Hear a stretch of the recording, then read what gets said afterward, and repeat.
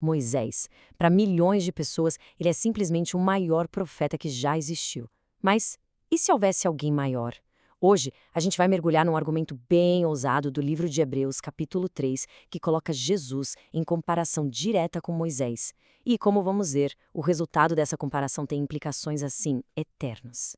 Bom, primeiro de tudo, a gente precisa entender a dimensão disso aqui. No pensamento judaico, Moisés é um gigante, sabe? Uma figura quase intocável. Entender o status dele é a chave para a gente sentir o verdadeiro peso do que o autor de Hebreus vai afirmar logo em seguida. Então, fica a pergunta, por que exatamente essa comparação? Por que colocar Jesus e Moisés lado a lado? Isso não foi um capricho, não. Para os primeiros leitores, que eram cristãos de origem judaica, essa era a questão fundamental, aquilo que definia a fé deles. Vamos tentar colocar em perspectiva. Moisés foi o mediador da lei, o libertador de todo um povo, o líder que falava com Deus face a face. Ele era o pilar da antiga aliança, o grande pacto de Deus com Israel. Agora, imagina só ouvir que alguém é superior a ele. Era uma afirmação de abalar qualquer estrutura. E é aqui que o argumento fica assim brilhante. O autor usa uma imagem muito simples, mas ao mesmo tempo poderosíssima para mostrar a diferença. A de um servo que está na casa contra um filho que está sobre a casa.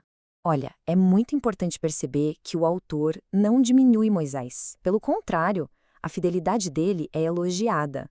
A questão aqui não é sobre fidelidade, mas sobre a posição de cada um. Um era um servo fiel dentro da casa, e o outro é o filho com autoridade sobre a casa. Moisés é apresentado como o servo perfeito, sabe? Totalmente fiel e integrado à casa de Deus, que no caso é o povo de Israel. Ele era uma parte essencial da estrutura, mas ainda assim era uma parte.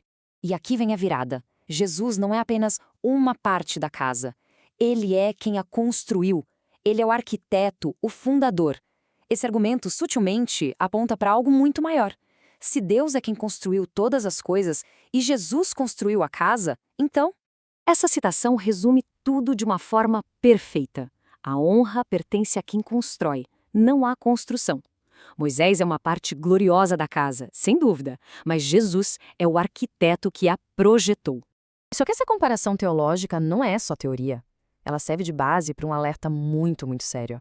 Uma lição tirada direto da história de Israel num deserto. Vamos ver a aplicação prática disso? O alerta começa com uma citação do Salmo 95, que ecoa um dos momentos mais trágicos da história de Israel, a rebelião no deserto. Foi lá que o povo, mesmo depois de ver tantos milagres, testou a paciência de Deus. Pensa bem no que essa geração viu com os próprios olhos. As pragas, o mar se abrindo, comida caindo do céu. Eram provas, assim, inegáveis do poder de Deus. A fé deles deveria ser inabalável, mas não foi. E aqui está a chave de tudo. Eles viram os fatos de Deus, os milagres, mas não conheceram os seus caminhos. E é uma coisa ver o que Deus faz, outra, bem diferente, é confiar em quem Ele é. E o texto dá um nome para esse problema: endurecer o coração. E olha, isso não tem nada a ver com ignorância. É uma resistência ativa, uma escolha consciente de não ouvir, mesmo com todas as evidências bem na sua frente. E a consequência foi trágica. Aquela geração inteira que viu a libertação do Egito não pôde entrar no descanso prometido. A promessa estava ali, ao alcance, mas a incredulidade deles se tornou um muro impossível de atravessar. Agora, o autor traz essa lição antiga direto para o nosso tempo. Ele usa a palavra hoje de propósito para mostrar que essa advertência não ficou no passado, ela é urgente e relevante aqui e agora. O grande perigo, então, é este: deixar que o engano do pecado crie um coração incrédulo que acaba se afastando do Deus vivo. É um alerta direto contra a possibilidade de abandonar a fé. Mas o texto não nos deixa só com um alerta, ele oferece o antídoto. E o fascinante é que não se trata de um esforço solitário. A solução é comunitária. Encorajar uns aos outros todos os dias para que ninguém se desvie. No fim das contas, a causa do fracasso daquela geração não foi a força dos gigantes na terra, nem as dificuldades do caminho. A raiz de tudo foi a incredulidade no coração deles. E assim, a gente volta ao início. Se Jesus é superior a Moisés, como filho sobre a casa, isso significa que a sua voz hoje é ainda mais importante. O alerta do deserto ecoa até nós. A palavra é hoje. A questão, portanto, não é o que eles fizeram ontem, mas o que nós faremos com o que ouvimos hoje.